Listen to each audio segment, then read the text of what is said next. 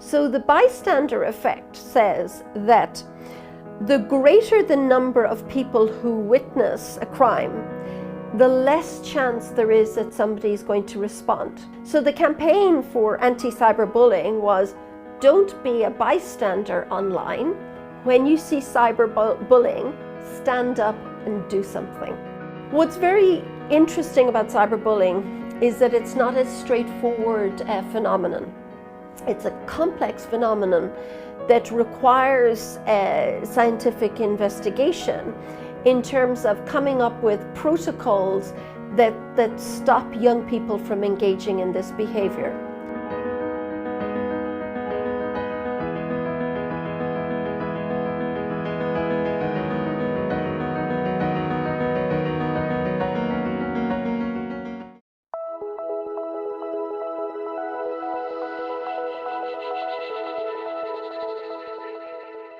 So cyberpsychology is the study of the impact of technology on human behavior. My specialist area is forensic cyberpsychology, which is the study of criminal, deviant, and abnormal behavior online.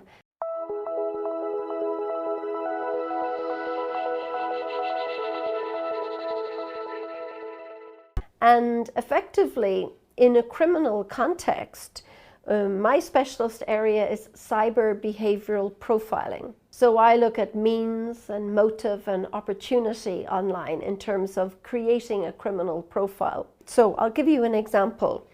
We have a phenomenon called stalking, real-world stalking. So in the real world, typically a male will stalk a victim, typically female. And it means that they follow them around and wait. A cyber stalker is different. A cyber stalker doesn't want a small glimpse of intimacy. They want to know everything about your life. Your photographs, your diary, your emails, everything that they can access on your technology. Secondly, what we see is cyber stalkers stalk multiple victims simultaneously. So it's not a one-on-one transaction like the real world. It's multiple victims simultaneously because technology affords them the ability to do so. And in fact, a cyberstalker can even set an alert on their computer to let them know when the victim has logged on so they can actively monitor. And the third point is that we actually see increasingly the evolution of female cyberstalkers. And we would very rarely see a female stalker in the real world. So digital forensics is the methodology that we use to follow the digital fingerprint, look for the digital exhaust, the pattern of life, and manifest it online. And in terms of this as a tool, in terms of tracking criminal behavior, but when we see riots or looting, stolen items during a riot, displaying the items on their social media. So they'll say, oh, look at these, Nike trainers, the latest, look what I got. And they're showing their friends on social media, but they're also providing evidence for police to find them and then prosecute.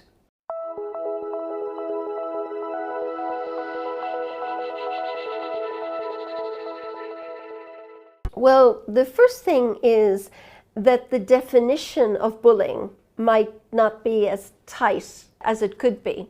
So if somebody says something mean or unkind, is that bullying if they say it once? So what's very interesting about cyberbullying is that it's not a straightforward phenomenon. It's a complex phenomenon that requires scientific investigation in terms of coming up with protocols that stop young people from engaging in this behavior.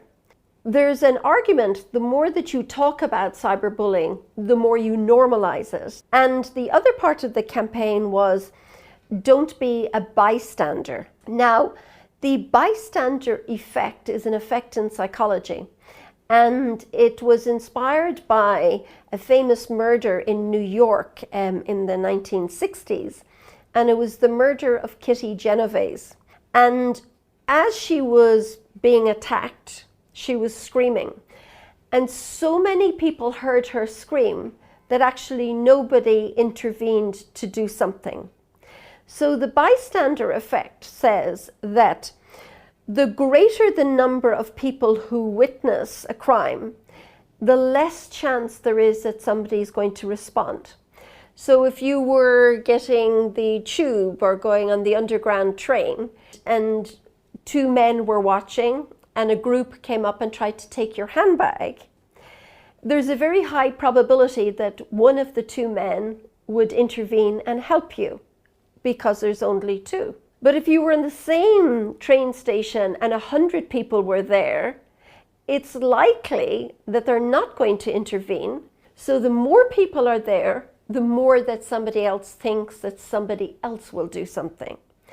When you take the bystander effect and you apply it online, if somebody's on a social media platform, say they're on WeChat, and somebody starts posting things that are very mean, very critical, horrible comments, if there's 500 people watching, they're not likely to do something. Whereas if it was a much smaller number, somebody might say, stop, that's not the way to speak to somebody, stop doing it. So the campaign for anti-cyberbullying was, don't be a bystander online. When you see cyberbullying, stand up and do something.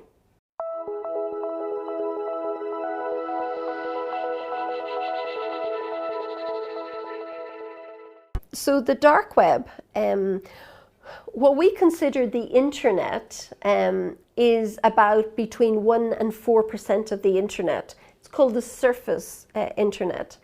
And that is the part of the internet that is searchable using standard search engines. And then there's a big part of the internet called the deep web. But hidden in the deep web, you have the dark web. And in the dark web, you have dark nets.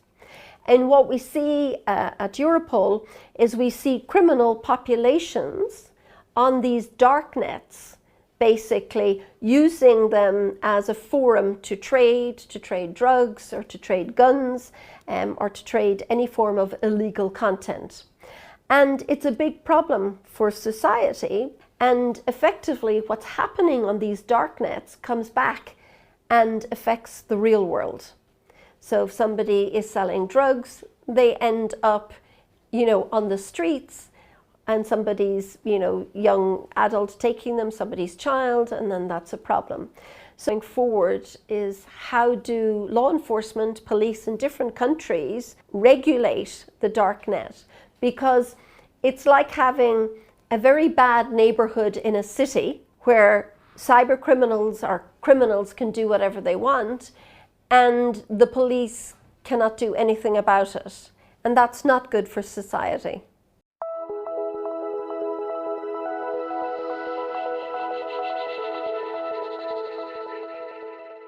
Well, we see all sorts of crime online. Everything, say for example, credit card fraud, people taking people's credit card details and then using them fraudulently to purchase goods, to do that.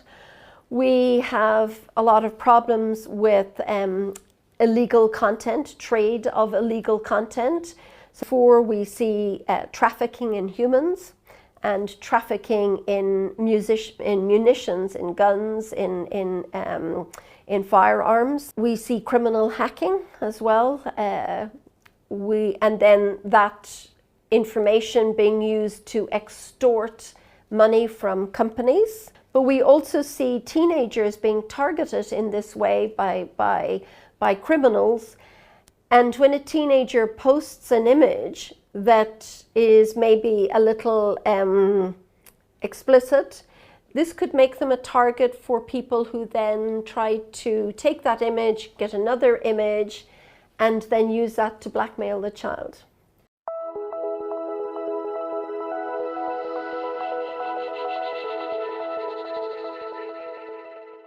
I think that it's a fantastic evolution that people can use online dating to find another person.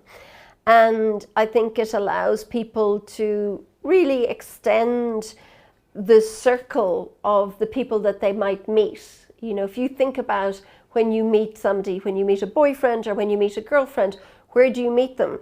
You meet them at school or at university or in your neighborhood or in your local, restaurant or club or at a party or at a festival. But that's all in your domain, in your area. What online dating does is allows you to go beyond your immediate area and meet people from different cities, maybe with similar interests.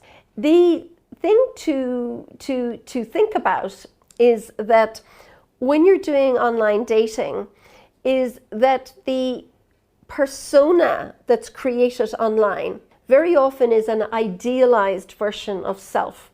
So people post their best photograph, looking good. They write interesting things about themselves. When you have two online people trying to make a relationship, really there are four people in the relationship. There's the online avatars, two of you, and then the two real world people. And sometimes when people meet in the real world, they're disappointed because the photograph doesn't look anything like the person. People always post photographs where they're younger, thinner, looking fitter than they are in the real world. So sometimes it can be a disappointment. So I think when it comes to online dating, I think people should actually, instead of presenting this idealized version of self, they should present their real world self. Don't use filters to make your skin look better or your teeth look whiter or your hair look shinier. Be yourself online.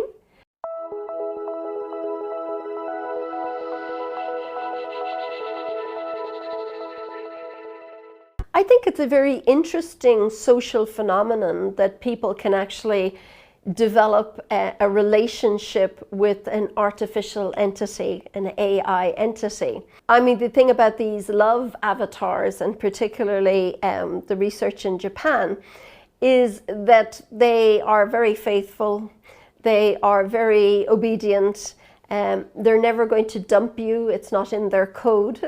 So they're an idealized partner, girlfriend or boyfriend. But while that's very interesting as a social phenomenon, it's actually catastrophic for the species, for humankind, because humans are not meant to have relationships with artificial intelligence. They're meant to have relationships with each other. They're meant to have children. This is how the species survives.